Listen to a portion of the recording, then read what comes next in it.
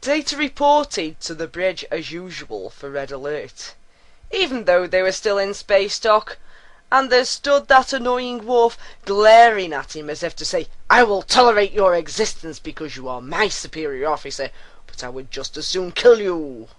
Picard appeared from the other turbo lift. "Report, Mr. Worf.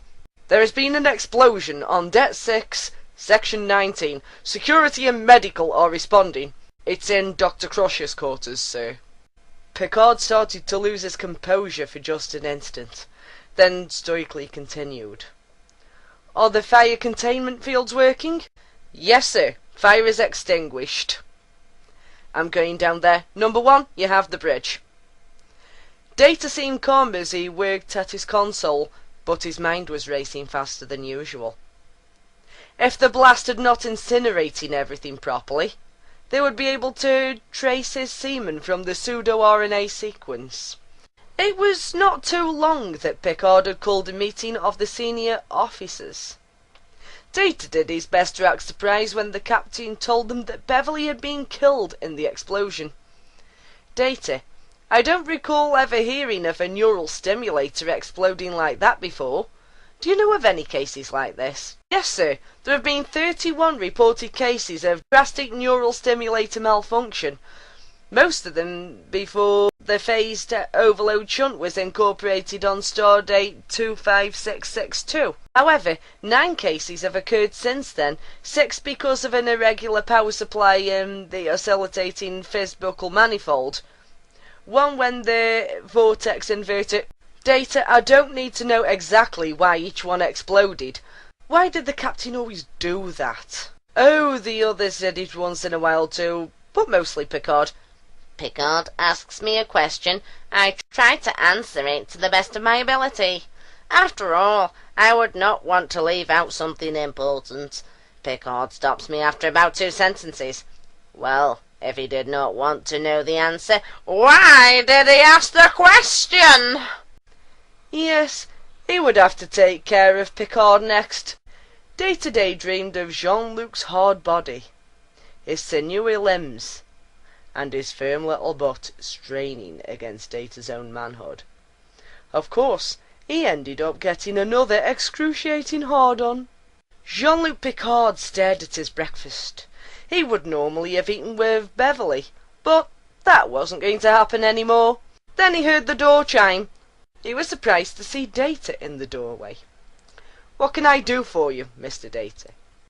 "Captain, I am finding it hard to deal with Dr. Crusher's death. Are you having the same difficulty?" "Data, I assure you that I am not as calm as I appear, but each of us must get through this in his own way." "I had hoped we could help each other, sir." "Mr. Data, I don't mean to hurt your feelings, but I just don't think of you in that way." Before Picard could do anything, Data used the Vulcan nerve pinch on him. Data concealed his uniform and eased Picard to the floor under him. Opening the captain's mouth, he rammed his penis into it. Data was able to make us come any flavour he wanted to. Lemon, peppermint, hot chocolate, Earl Grey tea. So of course he could synthesize any molecules he wanted to, including several highly toxic compounds. "You will not interrupt me again, old man." He was so happy he didn't even notice that he was going to come until it happened. "Computer, tea, Earl Grey, hot." Data drank most of the tea, exactly the same amount of liquid as the cum he had produced, spilling what was left into the puddle on the floor. He pressed the cup into Picard's hand and strode briskly out. At last he had relief once again.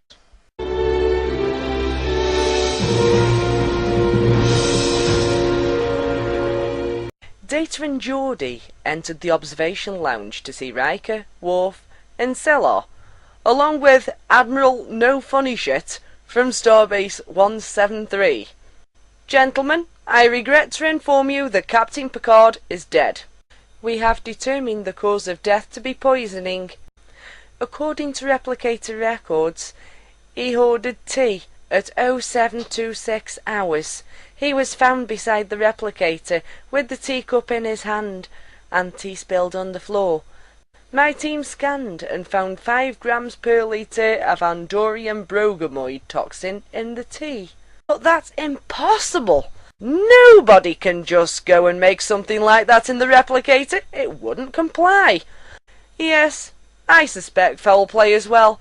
Commander Riker, condensing your fine service record, I'm promoting you to captain of this ship. I wish it was under better circumstances." "Yes, sir." "Data! What is Commander Troy's scheduled ETA from Vulcan? Maybe she can help us with this situation." "She's on board the Tavalan, scheduled to arrive in approximately 2.1 days, sir. Contact her and use my authorization code to override the galactic speed limit. They are to proceed with all due haste." "Darn. Now that's meddling Troy's going to be here." He still had no skill at hiding his brand new emotions from the likes of her. What would he do? He had to call Troy's ship. He could not raise suspicion. After Data had contacted the Tavalan, he went to engineering. He had a pile of equipment stacked on the floor over to one side when Worf stalked in. The klutz almost tripped over the equipment. "Commander, will you be moving this equipment soon?"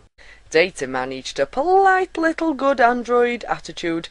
"Yes, Mr. Worf. I am sorry if I have inconvenienced you." "That did it. You're next, jerk." Worf stalked away haughtily, just as Geordi walked in. "Data, can I talk to you?" "Certainly, Geordi." "Well, I just wanted to break some bad news to you alone so you wouldn't be surprised. It seems they've assigned a new CMO to the ship, and it's Kate Pulaski. Ship's grapevine says she's been having a tryst with Admiral No Funny Shit, and he thought he'd let her come on board the Enterprise to try and fix your memory." "What?" Worf would be in his favourite holodeck on Deck 8. Sure enough, when he got to the holodeck entrance, he found Worf's Calsynthetics program, level 16, in progress, and barged in to find Worf battling 6 green-skulled hollow opponents.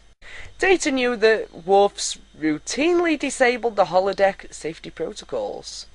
Data could possibly just make the program more advanced until the holograms killed Worf. But that would not be any fun. Do you not mind if I join you? Do you, Commander? Well, I guess not. Data felt himself getting a little aroused at the sight of the sweaty, grunting Klingon. Worf liked to wear only a loincloth to his private workouts. Data was a bit warm, so he removed his uniform. He noticed he was now fully erect. Baird had dispatched all the hollow monsters but 2, leaving Worf to take care of them. As Worf finished strangling the second one, Data saw a distinct bulge under the loincloth, which only made his own erection throb more acutely. He walked slowly towards Worf, a look of challenge in his eyes. Worf took the bait so easily, Data could hardly believe his good fortune. Data grabbed Worf's shoulder and spun him around, and then gave him a sharp chop to the back. Data couldn't resist the temptation of those hard buttocks any longer, and thrust into him to experience his most intense climax yet. He clothed himself. Computer, level 22! He heard many hollow opponents materializing. Apparently, Worf's fascination with overriding the safety protocols was a fatal error. Data nodded in a business-like way as he left the holodeck area. It was only 4:36 hours later that he and Geordi received a message from Captain Riker to report to the transport room 2, where Dr. Pulaski was arriving. Hello, Geordi. Hello, Data. Data gave her a nasty look. Oh, forgive me, Commander. I mean Data. Do you think we could plug his brain into the holodeck so we could watch the whole thing? Data was embarrassed at Dr. Pulaski's lack of respect for him as a sentient being. She had not changed a bit. Could you meet us in holodeck 1, Doctor? I need Data to help me get the hydrosonic dissipator from my quarters. Certainly. Data was waiting until she was out of earshot. Geordi, why did you lie to Dr. Pulaski? Although I must admit, she is still as much of a bitch as ever. What Kate wants to do is a bunch of bullshit. I think she's using Admiral No Funny Shit to practice her voyeurism on you. She's not yet going to find anything useful from it. I trust you to tell me if you remember anything. After all, why wouldn't you? Yes. Why would I not? He asked, a little sadly. But Geordi was too steamed up to notice. I know. When she plugs you in, just disable the holodecks. That sounds like a reasonable course of action. Here you are, Mr. Data, whatever. Just lie on this diagnostic bed. Your turn is coming, sister. He wondered how he would ever get himself horny enough to fuck Pulaski. It didn't take Data long to find the EPS shunt and blow out all the hollow emitter power. Oh no! I wonder what happened. Not real great acting skill, but it will do. Doctor, I'd better get to engineering to check this out. Data, maybe you should come with me. Excuse me, Mr. LaForge, but the captain's order was for Data to receive his memories, not to help you with the holodecks. We can still continue the experiment, even without the holodeck. It'll just take Mr. Data back up to sickbay where I can monitor him more closely. Once they got to sickbay, Pulaski shouted orders. Data, lie on this biobed! They unsealed his uniform to put sensors everywhere. Data did not ask Pulaski how the groin sensors were meant to help him regain his memory. Mr. Data, engage dream program. Oh, why did I get rid of Crusher? Bad idea.